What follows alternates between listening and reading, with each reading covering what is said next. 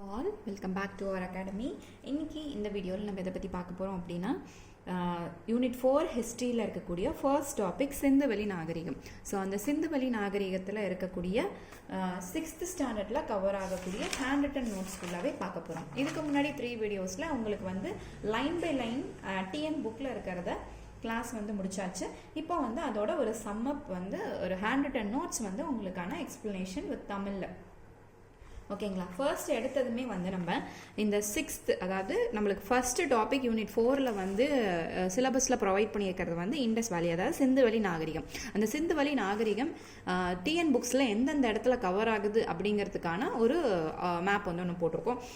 First வந்து 6th standard lesson 3, அதே போல் 9th history lesson 2, அதே போல் 11th 12th வந்து 11th வந்து வால்யூம் 1, 11th வால்யூம் 1, அதே போல் 12th volume 1 lesson 1 and lesson 2 ஹிஸ்ட்ரியில் வந்து இந்த 4 டாபிக்ஸ் உங்களுக்கு ஃபுல்லாக இண்டஸ் சிவிலைசேஷன் ஃபுல்லாக கவர் ஆயிரும். இப்போ நம்ம இன்னைக்கு ப்ரொவைட் பண்ணக்கூடிய நோட்ஸ் வந்து ஃபர்ஸ்ட் 6th கவர் ஆகக்கூடிய இண்டஸ் வேலி சிவிலைசேஷனோட ஒரு அவுட்லுக் வந்து இப்போ பார்க்க போகிறோம். ஸோ ஃபர்ஸ்ட் சிந்துவெளி நாகரிகம். இதில் வந்து இது வந்து உலகத்திலேயே தோன்றின முதல் நாகரிகம், ரொம்ப பழமையான நாகரிகத்தில் ஃபர்ஸ்ட் வந்து நம்ம எதை சொல்கிறோம்னா சிந்துவெளி நாகரிகம். மொத்தம் வந்து 4 நாகரிகங்கள் சொல்கிறோம். ஃபர்ஸ்ட் மெசபடோமியா, சிந்துவெளி நாகரிகம், எகிப்து நாகரிகம், சீன நாகரிகம். இதோட கால அளவு ரொம்ப முக்கியம். இது வந்து நம்மளுக்கு ஏற்கனவே ப்ரீவியஸ் இயர் கொஷின்ஸில் எக்ஸாம்ஸில் கேட்டிருக்காங்க. ஸோ ஒவ்வொரு நாகரிகம் எந்த காலத்திலேருந்து எந்த காலம் வரைக்கும் இருக்குது அப்படிங்கிறத கால அளவு தெளிவாக பார்த்துக்கணும். தொடக்க காலத்தில் மனிதர்கள் வந்து எப்படி இருந்தாங்க அப்படின்னு நம்ம பார்த்தோன்னா ஃபர்ஸ்ட் வந்து அவங்க குழுக்களாக இருந்தாங்க. அதுக்கப்புறம் சமுதாயங்கள் ஒரு குழுவாக இருந்தாங்க, குரூப்பாக இருந்தாங்க. அதுக்கப்புறம் அவங்க ஒரு சொசைட்டியை ஃபார்ம் பண்ணாங்க. அண்ட் தென் சமுதாயத்திலேருந்து சமூகங்களாக மாறிச்சு. சமூகங்கள் வந்து ஒரு பெரிய அளவில் இருந்ததை வந்து நம்ம நாகரிகங்கள் அப்படின்னு சொல்கிறோம். அப்போ இந்த நாகரிகம் அப்படின்னா என்னென்னா மக்களோட குழுக்கள்லேருந்து சமுதாயங்களாக மாறி அதுக்கப்புறம் ஒரு ஜென்ரேஷனில் வந்து அதை வந்து நாகரிகங்கள் அப்படின்னு நம்ம சொல்ல ஆரம்பித்தோம். இந்த வரிசையும் ரொம்ப இம்பார்ட்டன்ட். ஸோ எதுலேருந்து எதுக்கு வந்தாங்க அப்படிங்கிறது ரொம்ப முக்கியம். மக்கள் வந்து இந்த நாகரீகத்தில் வந்து எல்லாமே பார்த்தோன்னா ஏதாவது ஒரு ஆற்றங்கரை ஓரமாக தான் அந்த நாகரீகங்கள் வந்து தொடங்க ஆரம்பிச்சிச்சு. ஸோ அப்போ அந்த நாகரீகங்கள் வந்து ஆற்றங்கரை ஓரமாக ஏன் வந்து அவங்க தேர்ந்தெடுத்தாங்க அப்படின்னா அந்த நதிக்கரை அவங்க சூஸ் பண்ணதுக்கான காரணங்கள் என்ன அப்படின்னு பார்த்தோன்னா முக்கியமான காரணம் அதோட மண்ணோட வளம். அடுத்தது அவங்களுக்கு தேவையான குடிநீர், நன்னீர் வந்து தேவைப்பட்டுச்சு. அவங்களோட உபயோகத்துக்காக, குடிப்பதற்காக, கால்நடையை வளர்ப்பதற்காக, அவங்களோட விவசாயம் நீர்ப்பாசனத்துக்காக தேவைப்பட்டுச்சு. போக்குவரத்துக்கும் அது வந்து ரொம்ப ஈஸியாக இருந்துச்சு அவங்களுக்கு. ஸோ அதனால் மக்கள் வந்து நதிக்கரையை நோக்கி அதிகமான நாகரிகம், அதாவது இந்த சிவிலைசேஷன் வந்து நதிக்கரையில் தான் வந்து அதிகமான ஃபார்மேஷன் வந்து அங்கே ஆயிருக்கு. ஸோ அதுக்கான ரீசன் வந்து இதெல்லாம் சொல்கிறாங்க. ஹரப்பா நகரத்தை வந்து ஃபஸ்ட்டு முதல்ல இந்த மாதிரி ஒரு நகரம் இருந்துச்சுப்பா, அதை வந்து இந்த மாதிரிலாம் இருந்திருக்காங்க, மக்கள் இருந்திருக்காங்க, இவ்வளோ இதெல்லாம் அவங்க மேற்கொண்டிருக்காங்க அப்படிங்கிறத பற்றின ஃபுல் டீட்டெயில்ஸை வந்து நம்மளுக்கு ஃபர்ஸ்ட் கொடுத்தவரோட பேர் வந்து சார்லஸ் மேசன் அப்படிங்கிற ஒரு இங்கிலாண்டை சேர்ந்த ஒரு ஆங்கிலேயர். அவர் வந்து ஆக்சுவலி ஒரு கிழக்கிந்திய கம்பெனியில், அதாவது ஆங்கிலேய கிழக்கிந்திய கம்பெனியில் வேலை பார்த்துட்டு இருந்த ஒரு ஆள். ஸோ இவரோட புத்தகத்தின் வழியாக தான் நம்மளுக்கு வந்து ஹரப்பா நாகரிகம் வந்து சான்றுகள்லாம் நம்மளுக்கு கிடச்சிருக்கு. ஸோ முதல்ல அவரோட புத்தகத்தில் தான் இந்த நாகரிகங்கள், அதாவது ஹரப்பா நாகரிகத்தை பற்றின முழு தகவலை அவர் வந்து வெளியிட்டிருக்காரு. அதுக்கான ப்ரூஃபாக வந்து அவர் எதை கொடுத்துருக்காருன்னா செங்கல் திட்டுகள். அவர் பார்த்து கண்டுபிடிச்சார் இல்லையா, இங்கே வந்து இந்தியாவில் அந்த கிழக்கிந்திய கம்பெனியில் ஒரு வேலை பார்த்துட்டு இருக்கும்போது அவருக்கு கிடைச்ச அந்த செங்கல் திட்டுகளை வச்சு அவர் ஆராய்ச்சி பண்ணி இப்படி ஒரு நாகரிகம் இருந்தது அப்படிங்கிறதுக்கான ப்ரூஃப் நம்மளுக்கு கொடுத்துருக்காரு. அந்த ஹரப்பா அப்படிங்கிற நகரம் எந்த இடத்துல வந்து மக்கள் வாழ்ந்திருக்காங்க அப்படின்னா இப்போ இருக்கக்கூடிய பாகிஸ்தான், அதோட இந்தியாவின் வடமேற்கு பகுதின்னு சொல்லக்கூடிய பாகிஸ்தானில் தான் இப்போ அந்த ஹரப்பா மக்கள் வந்து வாழ்ந்திருக்கான எவிடன்ஸுமே அவர் வந்து ப்ரொவைட் பண்ணியிருக்காரு. ஸோ சார்லஸ் மேசன் அவரோட ஒரு கொட்டேஷனாக வந்து என்ன சொல்லியிருக்காருன்னா அந்த பாலடைந்த செங்கோட்டை, அப்போ அந்த இடத்துல என்ன இருந்திருக்கு, செங்கோட்டை பகுதிகள், அதாவது செங்கோட்டைகளை கற்றி அதில் வந்து மக்கள் வந்து குடியேறி வாழ்ந்திருக்காங்க அப்படின்னு சொல்லியிருக்காரு. உயரமான சுவர்களுடைய வீடுகளையும் கொண்டிருந்துச்சு, கோபுரங்களும் இருந்துச்சு, அது வந்து மலை மீது அமைக்கப்பட்டிருந்துச்சு அப்படிங்கிறதுக்கான அந்த கோட்டை வந்து, அதாவது அவரோட புக்கில் வந்து அவர் வந்து பதிவிட்டிருக்காரு. இவருக்கு அடுத்தது வந்து ஹரப்பாவை பற்றி, அதாவது நாகரிகங்களை பற்றி சொன்னவங்கலாம் யார் அப்படின்னு பார்த்தா 1956 அங்கே வந்து அதாவது ஆங்கிலேயர் காலத்தில் நம்மளுக்கு வந்து இந்த ட்ரெயின் ரூட்ஸ் எல்லாம் லே பண்ணாங்க இல்லையா, ரயில்வே ரயில்வே அந்த இதை அமைக்கிறதுக்காக பொறியாளர்கள் வந்து வந்திருக்காங்க. ஸோ எங்கேருந்து எங்கே ட்ரெயின் ரூட் வந்து லே பண்ணியிருக்காங்க அப்படின்னா லாகூர்லேருந்து கராச்சி வரைக்கும் அவங்க வந்து அந்த ரயில்வே ட்ராக்கை லே பண்ணும்போது அவங்க அங்கே வேலைப்பாடு செஞ்சுட்டு இருக்கும்போது அவங்க வந்து சுட்ட செங்கற்கள்லாம் கண்டுபிடிச்சாங்க. ஆனால் அதோட வரலாறு என்னன்னு அவங்களுக்கு தெரியாமல் அந்த செங்கற்கள்லாம் அவங்க வந்து என்ன பண்ண ஆரம்பிச்சாங்கன்னா தங்களோட வேலைகளுக்கு, அதாவது அந்த ட்ரெயின் ரூட் லே பண்ணுறதுக்கு அவங்களுக்கு ஒரு தேவைப்பட்ட அந்த செங்கலுக்காக அவங்க பயன்படுத்திக்கிட்டாங்க. அடுத்து 1920 தொல்பொருள் ஆராய்ச்சியாளர்கள் வந்து ஹரப்பான் மொஹஞ்சதாரோ அப்படிங்கிற ஒரு நகரம் வந்து இருந்துச்சு, நாகரிகம் வந்து இருந்திருக்கு, அப்போ அதில் மக்கள் இருந்திருக்காங்க அப்படிங்கிறதையும் அவங்க வந்து கண்டுபிடிச்சிருக்காங்க. 1924 ஜான் மார்ஷல், இவர் வந்து யார் அப்படின்னா தொல்பொருள் ஆய்வுத்துறையின் இயக்குனராக இருந்திருக்காரு. இவர் வந்து என்ன பாயிண்ட்டை கிளியராக சொல்லியிருக்காருன்னா ஹரப்பா அண்ட் மொஹஞ்சதாரோ ரெண்டுமே வந்து ஒரு ரெண்டுக்குமே வந்து ஒரு சிமிலாரிட்டி வந்து இருந்திருக்கு. அதாவது ரெண்டுக்குமே வந்து ஒரு ஒப்புமைத்தன்மை வந்து இருந்திருக்கு. ரெண்டுல இருந்த மக்கள், அவங்க பயன்படுத்தின பொருட்கள் எல்லாமே வந்து ஒரே நாகரிகத்துக்கு உட்பட்டதாக இருக்கு அப்படிங்கிற மாதிரி ஜான் மார்ஷல் வந்து ஒரு தகவலை வந்து வெளியிட்டிருக்காரு. அதுக்கப்புறம் நாகரிகம் அப்படிங்கிற வேர்டு வந்து லத்தீன் மொழியிலிருந்து சிவிஸ் அப்படிங்கிற ஒரு வார்த்தையிலிருந்து வந்திருக்கு. ஹரப்பா மொஹஞ்சதாரோ இது ரெண்டுமே வந்து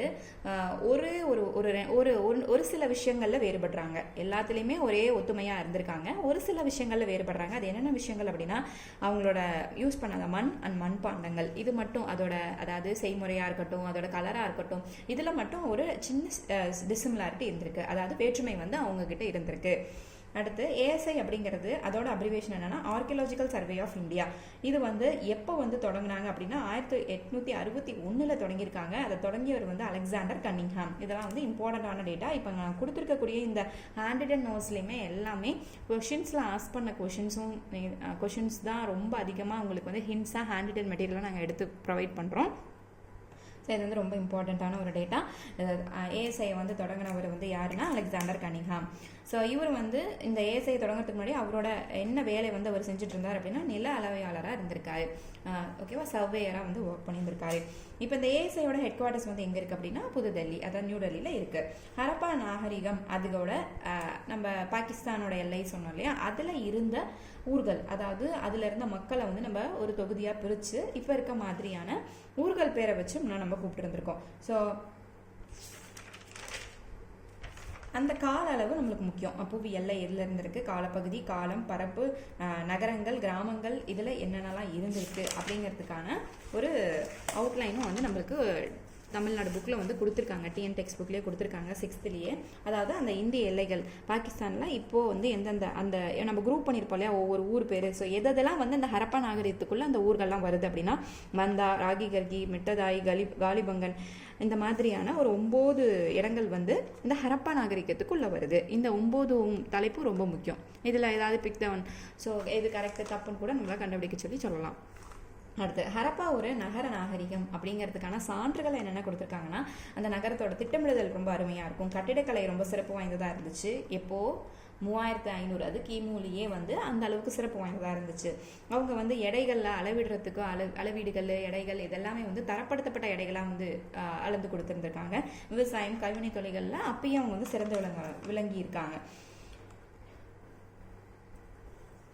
இந்த தரப்படுத்தப்பட்ட எடைகளில் இவங்க வந்து எதை மேற்கொண்டிருக்காங்க அப்படின்னா ரொம்ப அளவு வந்து சின்னதாக இருக்கக்கூடிய, அதாவது 1704 மில்லிமீட்டர் அளவு தான் அந்த அளவுகோல் வந்து இருக்கும். அதை வந்து தந்தத்தினால செஞ்சுருக்காங்க. எந்த நகரத்தில்? லோத்தலில் வந்து தந்தத்தினால, அதாவது லோத்தல் வந்து ஹரப்பாக்குள்ளே வரக்கூடிய ஒரு ஊருன்னு வச்சுக்கோங்களேன். ஸோ அந்த தந்தத்தினால செஞ்ச ஒரு அளவுகோலை வச்சு அவங்க வந்து துல்லியமாக அந்த அளவீடுகளை வந்து மேற்கொண்டிருக்காங்க. இப்போது இந்த ஹரப்பாவோட பகுதிகளை நம்ம 2ஆக பிரிக்கலாம். ஒன்று மேல்நகர அமைப்பு, இன்னொன்று கீழ்நகர அமைப்பு. இந்த மேல்நகர அமைப்பு அப்படின்னா என்னென்னா கவர்மெண்ட் எம்ப்ளாயிஸ் ஒர்க் பண்ணுறோம், நம்ம ஈஸியாக வச்சுக்கிறது கவர்மெண்ட் சர்வன்ஸ் இருக்கக்கூடிய இடமாவும், கீழ்நகர அமைப்பு வந்து பீப்புள், அதாவது காமன் பீப்புள் இருக்கக்கூடிய இடமாவும் அவங்க வந்து இது பண்ணியிருந்திருக்காங்க. இந்த உயரமான பகுதிகளை வந்து கோட்டைன்னு சொல்கிறாங்க. இதில் நிர்வாகிகள் மட்டும் இருந்திருப்பாங்க. அப்புறம் கவர்மெண்ட்டுக்கு ரிலேட்டடான ஒரு சின்ன சின்ன இதெல்லாம் பெருங்குளம், தானியங்கள், இதெல்லாம் வந்து கவர்மெண்ட் ஏரியாஸ் இல்லையா, அதெல்லாமே வந்து அந்த மேல் பரப்பில் இருக்கிறதாகவும், கீழ் நகரங்களில் வந்து பொதுமக்கள் குடியிருக்கக்கூடிய வசிக்கக்கூடிய இடமாகவும் அமைஞ்சிருக்காங்க. இந்த மெஹர் அப்படிங்கிறது சிந்துவெளி நாகரிகத்துக்குடைய முன்னோடி அப்படின்னு சொல்லப்படுது.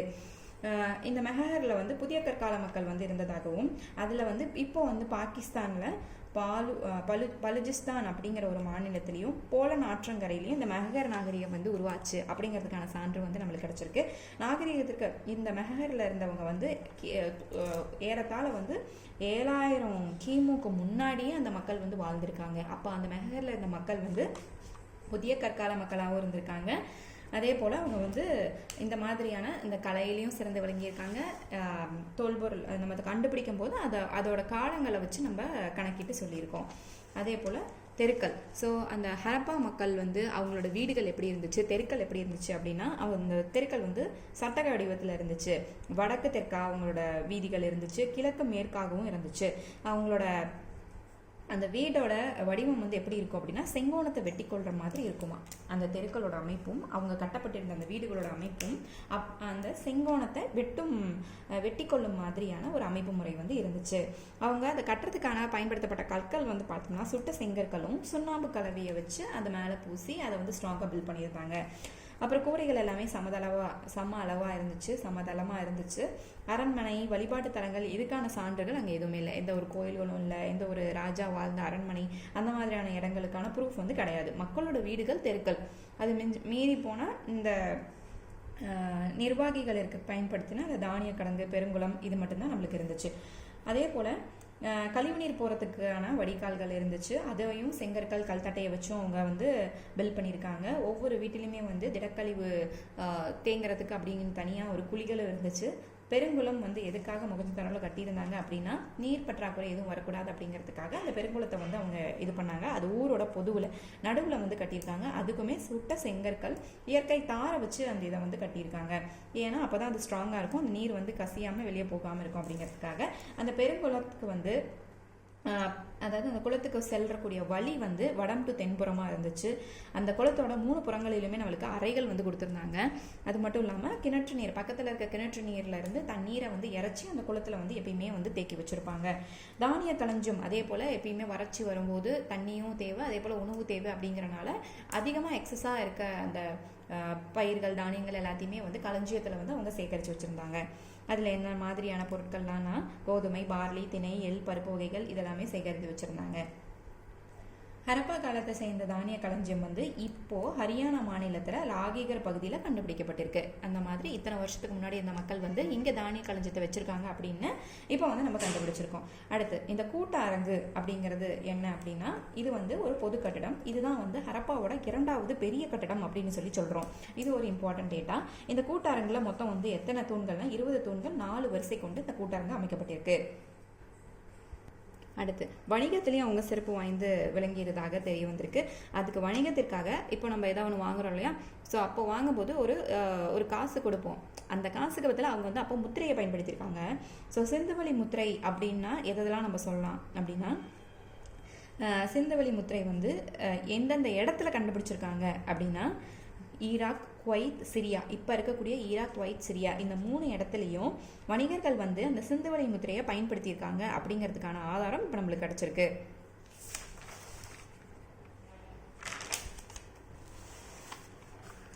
அடுத்து இந்த சுமேரியன்ஸ் தான் வந்து ஃபஸ்ட்டு எழுத்து வடிவத்தை கொண்டு வந்தாங்க. இது ஒரு இம்பார்ட்டண்ட்டான டேட்டா. ஸோ முதல்ல எழுத்து வடிவத்தை, அதாவது எழுத்து மொழியை வந்து முதல்ல கொண்டு வந்தவங்க, உபயோகத்திற்கு கொண்டு வந்தவங்க, யூஸ் பண்ணவங்க அப்படின்னா இந்த சுமேரியா மக்களை சொல்லலாம். இவங்களோட பேரரசு அடிக்காய பேரரசு.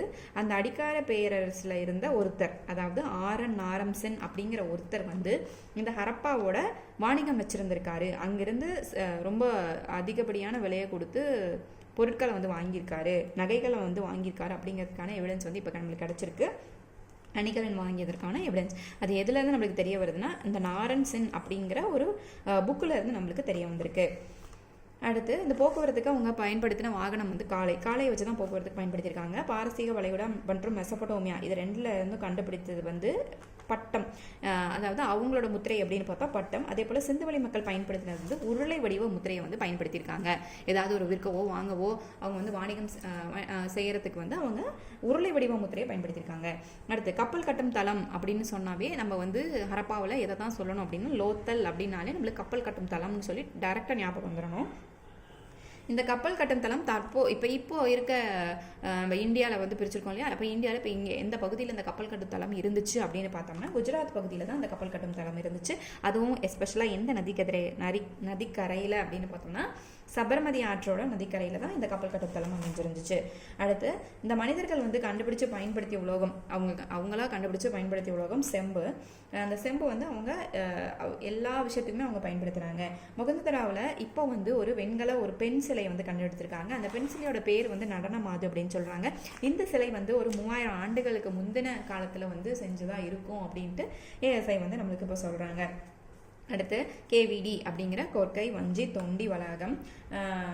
இந்த வளாகங்கள் வந்து இப்போ பாகிஸ்தானில் இன்னைக்கு இருக்கக்கூடிய பாகிஸ்தான்லையும் ஆப்கானிஸ்தான்லையும் இந்த பெயர்களை கொண்டு தமிழ் பெயர்களை கொண்டு இன்னமும் அந்த நகரங்கள் வந்து இருக்குது. இப்போயுமே அந்த நகரத்தோட பேர் அந்த மாதிரி அந்த தான் இருக்குது. அப்போது எந்த மாதிரியான நகரங்கள்லாம் பாகிஸ்தானில் வந்து கொர்க்கை வஞ்சி தொண்டி, அடுத்து மத்ரை, உரை, கூடல்கள் இதெல்லாம் வந்து அந்த ஊர்களோட பேர். அதே போல் ஆப்கானிஸ்தானில் கொர்க்கை பூம்புகார் அப்படின்னா ஊர்களும் இருக்குது. அதே போல் அங்கே வந்து ஆறுகளோட பேர், பாகிஸ்தானில் இருக்க ஆறுகளோட பேர் காவிரி, வாலாவும் பெருணை அப்படிங்கிற ஆறும். அதே போல் இங்கே வந்து ஆப்கானிஸ்தானில் காவ்ரி அண்ட் பெருன்ஸ் அப்படிங்கிற பேரில் கொஞ்சம் மாடிஃபை பண்ணி அதே தமிழ் பேர்களை ஹரப்பா மக்கள் யூஸ் பண்ண அதே தமிழ் பேர்களை இன்னமும் வந்து நம்ம பயன்பாட்டில் வச்சுட்ருக்கோம் அப்படிங்கிறதுக்கான மிகப்பெரிய சான்றாக இது விளங்குது. சிந்துவெளி மக்களின் உடை வந்து எப்படி அவங்க பயன்படுத்தினாங்கன்னா பருத்தியால் செஞ்ச உடையும், அதே போல் கம்பளி ஆடைகளை பயன்படுத்தினாங்க. அதே போல் அச்சுகள், அந்த சுழல் அச்சுகளை பயன்படுத்தி தான் அதிலிருந்து தான் அவங்க ஆடைகளை வந்து ஆடைகளை உருவாக்க ஆரம்பித்தாங்க. அதுக்கப்புறம் அவங்க கிட்ட வந்து எந்த ஒரு ஆயுதங்களும் அதிகமாக நம்ம பார்க்க முடியாது. ஸோ அப்படி பார்க்கும்போது அவங்க கிட்ட படைகள் வந்து அதிகமாக இல்லை. ஸோ போர்கள்லாம் வந்து அந்த காலத்தில் அதிகமாக அவங்க எதுவும் பண்ணலை. ஏன்னா அங்கே வந்து அரசர்களே இல்லைன்னு நம்ம சொன்னோம் இல்லையா. அப்போ அரசர்களே இல்லைன்னா அவங்கள வந்து யார் வந்து ஆட்சி பண்ணியிருப்பாங்க அப்படின்னு பார்த்தோம்னா அவங்களுக்கு பொதுவான ஒரு கவர்மெண்ட், அவ்வளோதான். அப்போ அவங்களோட நகரம் வந்து எதில் சிறந்து விளங்கி இருந்துச்சு? இப்போ போர்கள் இல்லை, அப்போ வீரம் இருக்காது. அப்போ எதில் சிறந்து விளங்கி இருந்துச்சு அப்படின்னா ஆடைகள், அப்புறம் விலை மதிப்பற்ற நகைகள், இதில் தான் வந்து சிறந்து விளங்கி இருந்துச்சு. அவங்க வந்து இந்த நகைகளை செய்கிறதுக்கு வந்து ஒரு கற்கள், அதாவது நம்ம இப்போ ஸ்டோன்ஸ்லாம் வைக்கிறோம் இல்லையா ஜுவல்ஸில், அந்த மாதிரி அவங்க ஒரு சிவப்பு நிற மணிகளை வந்து பயன்படுத்துனாங்க. அந்த சிவப்பு நிற மணிகளுக்கோட பேர் வந்து கார்னீலியன் அப்படிங்கிறது அந்த சிவப்பு நிற மணியோட பேர். இது ஒரு இம்பார்ட்டண்ட்டான ஃபேக்ட்டு. அதுக்கப்புறம் அந்த நகர மக்களுக்கு வந்து இரும்பு, குதிரை, இந்த ரெண்டுமே, இரும்புனா என்னன்னே தெரியாது, அதே போல் குதிரையும் அவங்க பயன்படுத்தவே இல்லை. அப்போ போக்குவரத்துக்கு அவங்க பயன்படுத்துனது காலை மட்டும்தான் பயன்படுத்தியிருக்காங்க, குதிரையை வந்து அவங்க பயன்படுத்தவே இல்லை. இது ரெண்டுமே அவங்களுக்கு என்னன்னே தெரியாது. இப்போ அதை நிர்வகித்தவர் யார்? அரசர் கிடையாது, ஏன்னா அவங்க போர் வந்து செய்யலை. அப்போ தனியாக அதுக்கு ஒரு கவர்மெண்ட் கிடையாது. அப்போ நிர்வகித்தவங்க யார் தான் இந்த இதெல்லாம் வந்து பண்ணாங்க? ஒரு அதிகாரிங்க இருந்திருப்பாங்க இல்லையா. அப்போது அவங்களுக்கு காமனாக ஒரு அதிகார மையம்னு இருக்குது. அந்த மையத்தில் அவங்க வந்து ஒரு சில அதிகாரிகளை வந்து அவங்களே நியமித்து அவங்களே வந்து இதுக்கான துறைகளை பிரித்து கொடுத்து அவங்க வேலை பார்த்தாங்க. அவங்களோட தொழில்கள், அப்போ என்னென்ன தொழில்கள் பண்ணாங்கன்னா வேளாண்மை பண்ணாங்க, கைவினைப் பொருட்கள், கால்நடை வளர்ப்பு, இந்த மாதிரியான தொழில்களும் மேற்கொண்டாங்க. அப்புறம் அவங்களுக்கு அந்த சக்கரம் தெரிஞ்சிருந்துச்சு. ஏன்னா அவங்க கைவினை தொழில்களில் வந்து பானை செய்கிறது, இந்த மாதிரியான மண்பாண்டங்கள் செய்கிறது, இதெல்லாம் பண்ணாங்க இல்லையா. ஸோ அப்போது இவங்க எல்லாமே புதிய கற்கால மக்களில் வந்துடுறாங்க. அப்போ புதிய கற்கால மக்களுக்கு சக்கரம் அப்படிங்கிறது தெரிஞ்சிருந்துச்சு. அதை வச்சு தான் அவங்க வந்து அந்த பாட்ரி மேக்கிங் இதெல்லாமே மேற்கொண்டு வந்தாங்க. அடுத்து அவங்க பண்ணக்கூடிய அந்த மண்பாண்டங்கள் வந்து ஒரு சிவப்பு நிறம் கலந்ததாக இருந்துச்சு. இப்போ நம்ம கண்டெடுத்த அந்த மண்பாண்டங்கள் அந்த சிவப்பு நிறங்களிலையும், அதுக்கப்புறம் அந்த மண்பாண்டங்களில் அவங்க வந்து ஒரு சில பிக்சர்ஸை வந்து எம்போஸ் பண்ணியிருக்காங்க. அதாவது அந்த பாட்ரியில் நம்ம கண்டெடுத்த அந்த நம்மளுக்கு கிடைச்ச அந்த ஒரு சின்ன உடைந்த பாகங்கள் வந்து கிடச்சிருக்கோம்ல, அந்த ஒவ்வொரு பாகத்துலேயுமே ஒரு பறவையோ இல்லை ஒரு விலங்கோட உருவத்தை வந்து அவங்க பதிச்சு வச்சுருந்துருக்காங்க. அதுக்கான சான்று இப்போ நம்மளுக்கு கிடச்சிருக்கு. அதே போல் வழிபாடு மற்றும் மத நம்பிக்கை அவங்களுக்கு இல்லைன்னு ஏற்கனவே பார்த்தோம். கிமு 1900 ஆண்டிலிருந்து ஹரப்பாவோட நகரம் அது வரைக்கும் செழுமையாக இருந்த அந்த ஹரப்பா வந்து 900 வந்து அதோட இது வந்து குறைய ஆரம்பிச்சிச்சு, சரியாக தொடங்குச்சு. எந்த வருஷத்துலேருந்து? 1900. அதுக்கான காரணம் என்ன அப்படின்னு பார்த்தா இயற்கை சூழலாக இருக்கலாம், அதுக்கப்புறம் ஆற்றங்கரையில் ஓரத்தில் இருந்தனால வெள்ளப்பெருக்கு காரணமாக இருக்கலாம். முதல் எழுத்து வடிவம் வந்து நம்ம முன்னாடி சொன்ன மாதிரி சுமேரியன்கள் தான் முதல்ல நம்மளுக்கு எழுத்து வடிவத்தை கொடுத்துருக்காங்க. அதில் இருந்தால் நம்ம வந்து எழுத்து வந்து அதுலேருந்து டெவலப் பண்ணி ஃபார்ம் பண்ண ஆரம்பித்தோம். அதுக்கப்புறம் இப்போ நம்மளுக்கு ஒரு புதையுண்ட ஒரு பானை வந்து கிடைக்குது அப்படின்னு வச்சா அந்த பானை வந்து எத்தனை காலத்துக்கு முற்பட்டது, அது எந்த காலத்தில் மக்கள் இதை பயன்படுத்தியிருப்பாங்க அப்படிங்கிறத நம்ம கண்டுபிடிக்கிறதுக்கு ஒரு ஒரு கணிப்பு வந்து வச்சுருக்காங்க. அந்த கணிப்போட பேர் என்ன அப்படின்னா கதிரியக்க கார்பன் வயது கணிப்பு. இந்த வயது கணிப்பை வச்சு அந்த பொருள் எந்த காலத்துக்கு முற்பட்டது, எந்த காலத்தில் அதை பயன்படுத்தியிருப்பாங்க, எந்த மக்கள் அதை பயன்படுத்தியிருப்பாங்கிறத நம்ம ஈஸியாக கண்டுபிடிச்சிடலாம். ஸோ அதோட ஷார்ட் ஃபார்ம் C14, அதாவது கார்பன் 14. இதோட இன்னொரு பேர் கார்பன் முறை அப்படின்னு சொல்கிறாங்க. இந்த கார்பன் முறையை வச்சு தான் நம்ம அந்த பொருளோட வயதை கணிக்கிறோம். ஸோ இது வந்து இப்போ 6th ஃபுல் ஹிண்ட்ஸ் வந்து உங்களுக்கு ப்ரொவைட் பண்ணியாச்சு. அடுத்தது வந்து 7th இதே போல் உங்களுக்கு ஹேண்ட் ரிட்டன் நோட்ஸ் உங்களுக்கு நாங்கள் ப்ரொவைட் பண்ணிடுவோம். ஸோ இது உங்களுக்கு ரொம்ப யூஸ்ஃபுல்லாக இருந்துச்சுன்னா மறக்காமல் நம்ம சேனலை சப்ஸ்கிரைப் பண்ணுங்கள். உங்களுக்கு ஃபர்தராக இங்கிலீஷ்லையும் இதே போல் ஹேண்ட் ரிட்டன் நோட்ஸ் வேணும், அதோட எக்ஸ்ப்ளனேஷன் வேணும் அப்படின்னா நீங்கள் மறக்காமல் கமெண்ட் பண்ணுங்கள். ஃபர்தராக நம்ம சேனலை சப்ஸ்கிரைப் பண்ணுங்கள் அண்ட் கண்டினியூஸாக வாட்ச் பண்ணுங்கள். All the best for your exams. Thank you for வாட்சிங்.